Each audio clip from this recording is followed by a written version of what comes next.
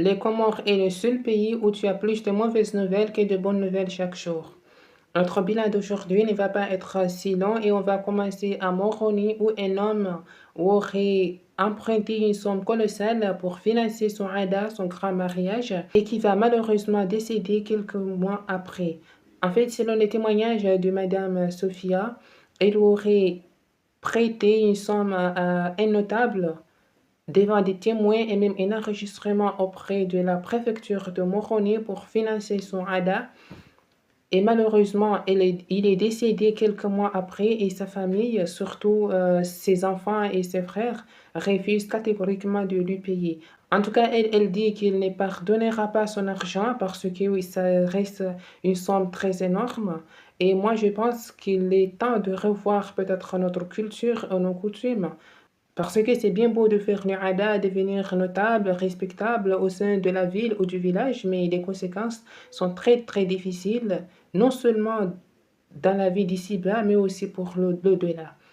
Et on continue à Misamuhuli où 9 centres de médecine traditionnelle sont fermés et des praticiens entre les mains de la gendarmerie. En fait, cette semaine, les autorités comoriennes de santé ont lancé une opération contre des structures de soins dans des cadres illégaux et ainsi 9 centres de médecine traditionnelle, de soins traditionnels, ont été fermés à Misamuhuli. Des praticiens sont interpellés par la police parce qu'à ce qu'il paraît, ils auraient utilisé des doses, mais des produits aussi indésirables à des patients.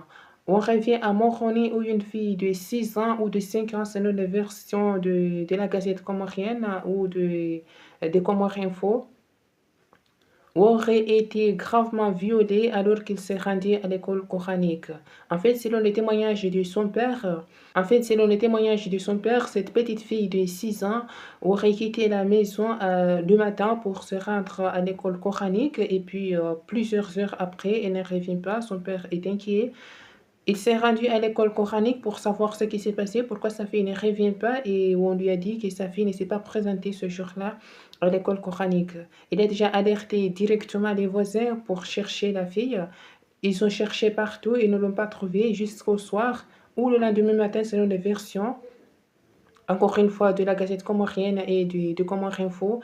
Elle aurait été retrouvée dans une zone très très proche de chez elle, gravement violée physiquement et sexuellement. Les enquêtes sont encore en cours pour chercher à identifier l'auteur ou les auteurs de ces crimes, mais elle est immédiatement envoyée à l'hôpital parce que son état est très très grave. Selon sa famille, elle nécessite même une évacuation sanitaire à l'extérieur. En tout cas, elle est même incapable, presque incapable de s'asseoir, voire même de parler. On continue en juin avec un homme de 68 ans qui aurait été porté disparu pendant 5 jours et qui aurait été retrouvé sans vie. En fait, c'est un homme de Konijojo à Anjouan. Depuis le vendredi dernier du 14 août, il était porté disparu. On l'a cherché partout, on ne le retrouvait pas et il a été retrouvé ce mercredi dans une forêt sans vie, malheureusement. Jusqu'à maintenant, les enquêtes continuent pour déterminer les causes de cet incident, mais jusqu'à maintenant, on n'a pas encore de détails. Inna lillahi wa inna ilayhi raji'un. On va parler cette fois-ci du foot. En fait, depuis 2021, l'équipe nationale des Comores, les Salakans, utilise une marque italienne nommée Macron. On se rappelle pendant la CAN lorsque des étrangers se moquaient de nous parce que c'était à la veille du match de l'ouverture contre le Maroc que le maillot pardon, a été présenté par une marque italienne. Déjà, on se moquait pourquoi une marque italienne. En plus, pourquoi si tard? Et maintenant, les Salakans s'apprêtent à apparaître dans une autre marque allemande de piment qu'on connaît. Beaucoup de vêtements de piment. Et même en Afrique, il y a beaucoup de fédérations qui utilisent la marque du piment. Et ceci peut-être dès le mois de septembre prochain. Et comme on parle du foot, on va parler du stade de Maluzini. On sait que le stade de Maluzini n'est pas utilisé depuis pratiquement 10 ans. Les matchs sont joués pratiquement à l'extérieur, souvent en Côte d'Ivoire ou au Maroc. Et cette semaine, un expert qui a été envoyé par la CAF, la Confédération africaine du football, est venu à Maluzini pendant 3 jours pour examiner et vérifier si le stade peut être homologué. En tout cas, pour le moment, Une validation définitive reste très incertaine, mais peut-être une validation temporaire qui nous permettra déjà de jouer les matchs de qualification chez nous, ce qui permettra à l'équipe d'être proche des supporters, mais surtout aux supporters de venir regarder les matchs. Toute autre chose, on va parler de l'hôpital de El Marouf. C'est toujours le chaos. Si ce n'est pas concernant la santé, c'est concernant la finance. Et cette fois-ci, l'affaire remonte depuis février. On sait que depuis février, beaucoup de contractuels avaient grévé suite à des demandes d'augmentation des salaires et des choses comme ça. Pour éviter le blocage au sein de l'entreprise, beaucoup de fonctionnaires avaient fait des heures supplémentaires cumulées à plus de 4 à 5 mois, mais aussi la direction avait recruté d'autres personnes en parallèle pour soutenir l'hôpital, ce qui a fait exploser la masse salariale de l'hôpital, que maintenant l'hôpital demande aux fonctionnaires de mettre en attente leur remboursement de ce mois de février à juin. Genre, les gardes qu'ils vont effectuer maintenant seront payés, mais les gardes de février à juin seront mises en attente, suspendues à une durée indéterminée. Ceci dans des mesures de réorganisation financière évidemment, mais aussi le temps d'améliorer les recettes de l'hôpital. Mais les fonctionnaires ne sont absolument pas d'accord, ils dénoncent une injustice, mais aussi ils ont peur que ces 5 mois de février à juin ne soient jamais versés.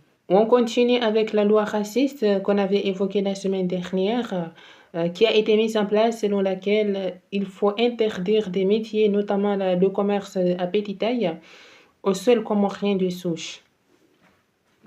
En fait, maintenant, ceci fait des débats parce que le gouvernement prévoit dès septembre prochain un contrôle, mais aussi des amendes et des sanctions concernant les personnes qui vont dévier.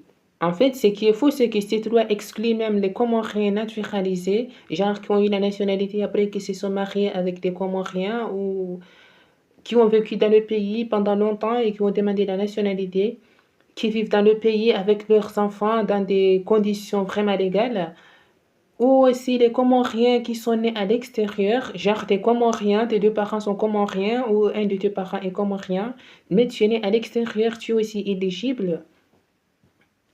Et le gouvernement justifie ceci dans des mesures de réserver les emplois aux locaux. Mais surtout, ce qui est fou, c'est de réduire le chômage.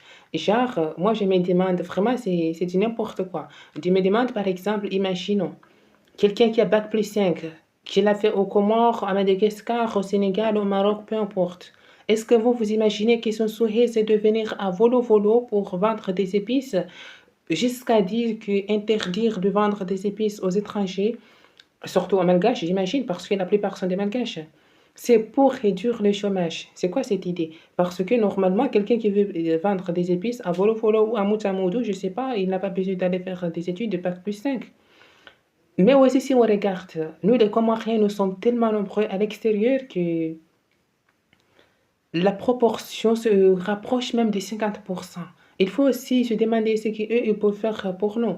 Imaginons par exemple à Madagascar, la plupart de ces gens sont des Malgaches et je dirais que plus de 60% des étudiants comoriens qui partent à l'extérieur après leur bac pour continuer les études vont à Madagascar. Et si eux aussi ils prennent des mesures et des décisions, on ne sait jamais. Et c'est nous les provocateurs. Et on termine avec l'ancien Premier ministre français, surtout pendant la période de Covid, Édouard Philippe, qui est candidat aux élections françaises de 2027 et qui est même parmi les favoris.